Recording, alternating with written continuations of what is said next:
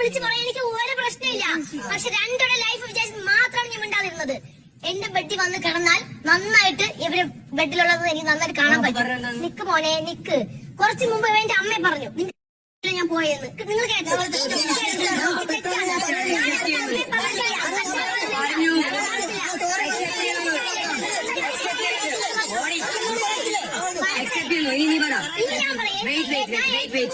ഞാൻ സ്നേഹിക്കുന്ന എന്റെ അമ്മയെ പറയരുത്.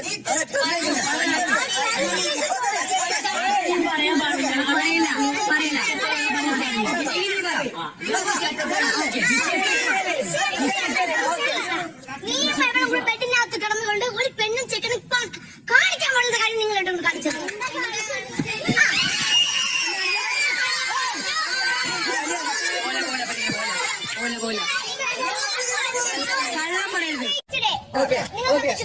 എല്ലാം ശ്രദ്ധിച്ചു കേട്ടോ.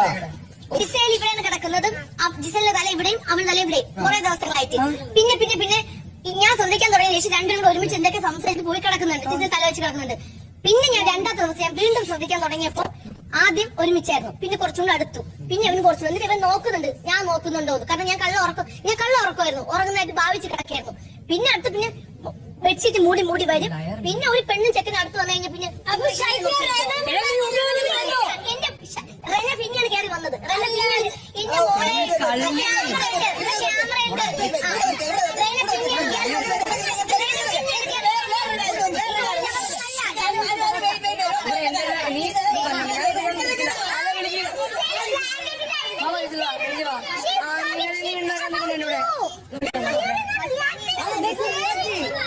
എന്താണ് ജിസേലും എന്താണെന്ന് അതെന്താണെന്ന് നമുക്ക് അറിയണം.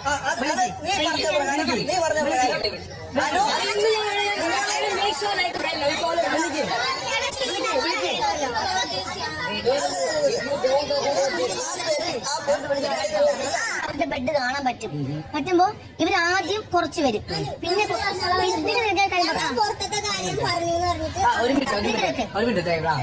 നീ ഓപ്പൺ നേരത്തെ പറഞ്ഞല്ലോ ബെഡ്ഷീറ്റിൽ എന്താണെന്ന് ഇത് കണ്ടുകൊണ്ടാണ് പറയുന്നത്.